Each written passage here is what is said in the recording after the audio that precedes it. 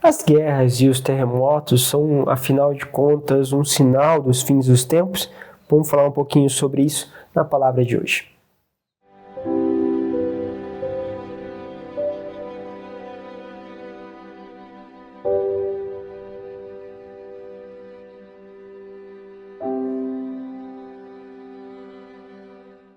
Em nome do Pai, do Filho e do Espírito Santo. Amém.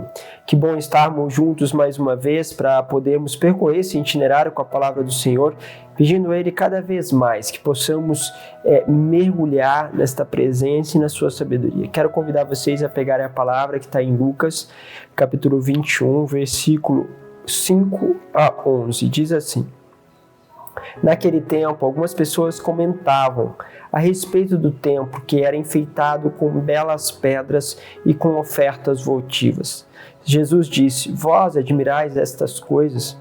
Dias virão em que não ficará pedra sobre pedra, tudo será destruído. Mas eles perguntaram: Mestre, quando acontecerá isso? E qual vai ser o sinal de que estas coisas estão para acontecer? Jesus respondeu: Cuidado para não seres enganado, porque muitos virão em meu nome dizendo: Sou eu, e ainda, o tempo está próximo. Não sigais essas pessoas. Quando ouvirdes falar de guerras e revoluções, não fiqueis apavorados. É preciso que estas coisas aconteçam primeiro, mas não será logo o fim. E Jesus continuou: Um povo se levantará contra outro povo, um país atacará outro país. Haverá grandes terremotos, fomes, pestes, e em muitos lugares acontecerão coisas pavorosas e grandes sinais serão vistos no céu. Palavra da salvação. Olha que interessante, né? Nós temos visto todas essas coisas, né? Um país contra o outro, vemos aí a guerra da Ucrânia contra a Rússia, uma coisa que é recorrente, né? Tivemos a Primeira Guerra Mundial, a Segunda Guerra Mundial, guerras que são regionais acontecendo, mais uma guerra ali regional em relação à Ucrânia e à Rússia, mas que já envolve, de certo modo, toda a região ali da Europa, né? Que vai como que dando os subsídios, né? Dando força para que a Ucrânia possa permanecer. E agora temos esse conflito entre ali Gaza e Israel, entre o Hamas, né, e Israel. Então nós temos todas essas situações acontecendo, nós vimos terremotos aí no Oriente Médio acontecerem, tantas manifestações climáticas também visíveis para nós, que tendem só a se agravar, né? Nós tivemos agora no Brasil um inverno bem, vamos dizer assim, caloroso, né? Então você percebe que tudo isso está nos afetando e não param de aparecer alguns sinais no céu como realmente o fim do mundo. Como olharmos para todas essas coisas? Eu acho que é sempre importante permanecer no texto bíblico. O texto bíblico fala assim: quando ouvir falar dessas coisas, de guerras, de revoluções, não fiqueis apavorados.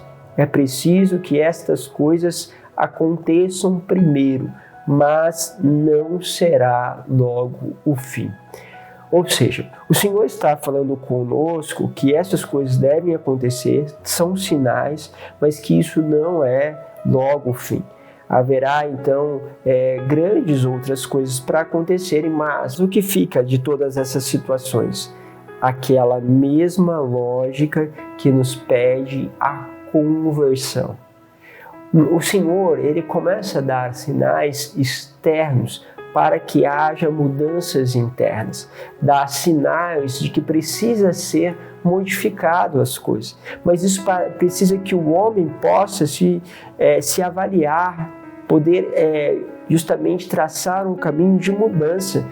Quem de nós não ficou pensando o que a pandemia causaria na humanidade? Nós temos consequências hoje da pandemia na humanidade. Talvez hoje muitas pessoas por exemplo, trabalham home office, essa realidade do home office, a comunicação veio e vai ficar, né? Isso é uma realidade já colocada por aquilo que foi a intensidade que vivemos a pandemia. Porém, aquele aspecto justamente de nós podermos avaliar nossas relações familiares, quantas famílias sofreram nesse processo quando viram que, estando no mesmo lugar, tiveram dificuldade de se conviver.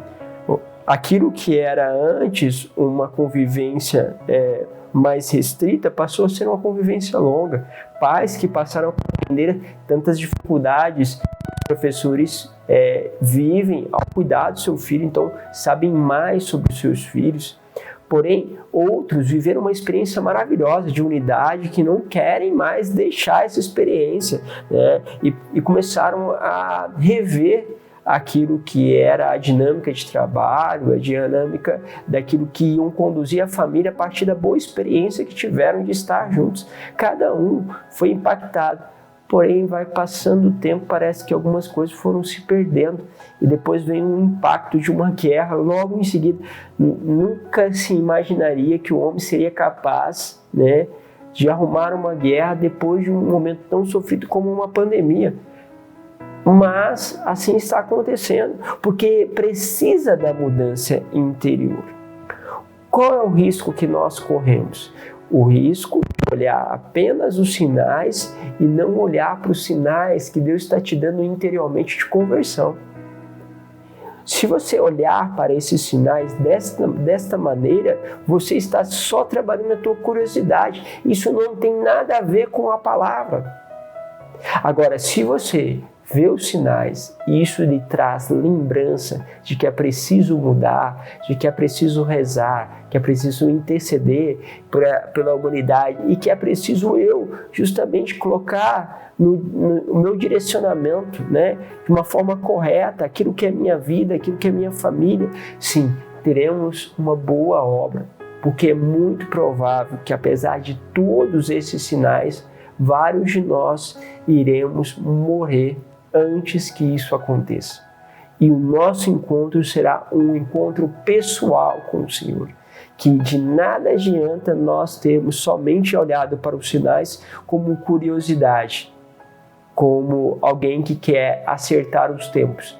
Uma hora, vamos dizer assim, alguém vai acertar, porque constantemente nós temos alguém, né, determinando tempos, determinando dias, determinando horário. Alguma hora alguém vai poder realmente ter a sua previsão confirmada. Mas lembre-se, né, isso dou mais um toque, que toda a previsão, né, seja ela através de videntes, ela por não acontecer não significa que ela foi errada. Lembre-se que é sempre um chamado a orar, a fazer penitência, jejum, e que Nossa Senhora, como ela fala a tantos videntes, quer você acredite ou não nisso, né, nos videntes, ela vai sempre falar que as orações podem mudar, né, aquilo que seria o resultado de todos esses acontecimentos. Ou seja, mais uma vez, uma coisa a palavra nos chama, a voltar-se para o Senhor, com jejuns, lágrimas e oração. Então, se nós fizermos o que está na palavra, os tempos serão cada vez mais moldados por estes filhos que escolhem rezar pela humanidade. Seja aquele que escolhe rezar pela humanidade e a mudar a si próprio, em vez de ser aquele que para somente em termos de curiosidade. Deus vos abençoe, Pai, Filho e Espírito Santo. Amém.